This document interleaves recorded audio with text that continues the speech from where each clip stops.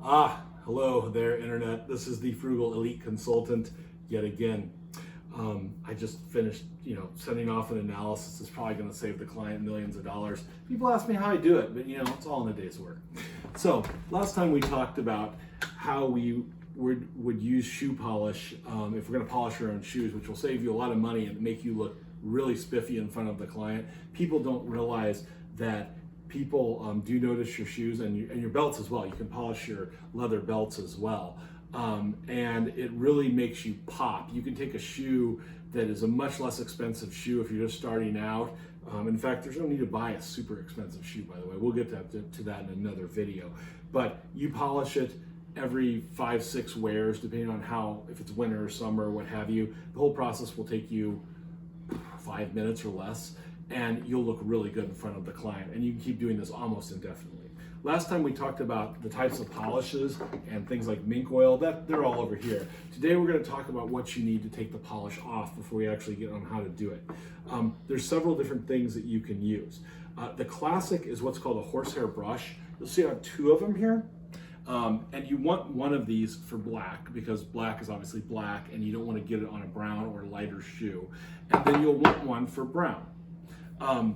The key to this is that a lot of people will just use these until they get all gummed up with polish. They won't work well and throw them away. Don't need to do that. What you also get is all you need is a cotton rag. And best thing to use is an old t-shirt. I've found, when your girlfriend or your wife's telling you, oh, your t-shirt looks so nasty, throw it away. Don't throw it away. Never throw anything away. That's what the Frugal Consultant says. Instead, you just take your old t-shirt, and before you polish, you just move the brush against it. You get the excess polish out of the bristles. And these brushes, I've had them for 10-15 years. I've noticed no attrition or degradation in the performance of them. You can get a couple of these on your favorite online retailer for $10, and you usually only need 2. You might want to get a third one if you use cordovan or oxblood, which is that nice red color that looks kind of like this. Or if you look at the kiwi, you'll see that that's kind of supposed to be the oxblood color. That's that kind of really nice reddish brown. It's a nice addition to your repertoire of shoes.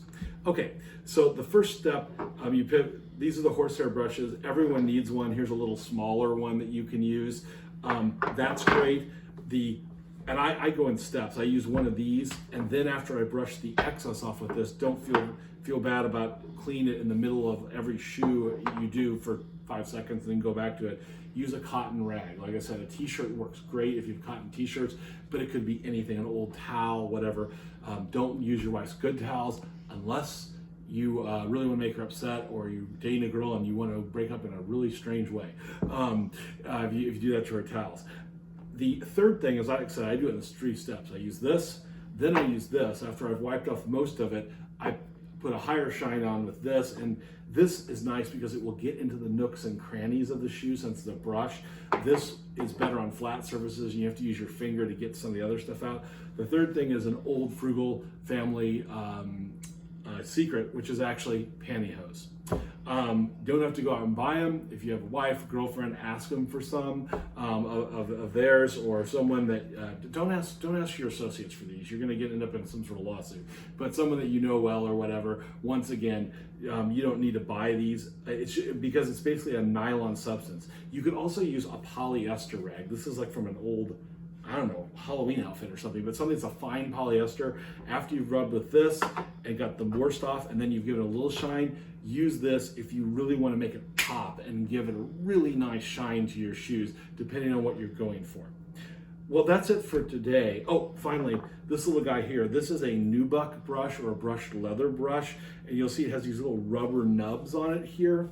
And on the other side, you have a plastic bristle brush, and that's to get kind of the dirt out of the crevices before you brush it with this, which will rough up that brushed leather, that nubuck, and give it that nice look again. This is kind of a specialist tool. You can get these though for $5-10, and they're once again something you'll buy once and you'll use it for a lifetime.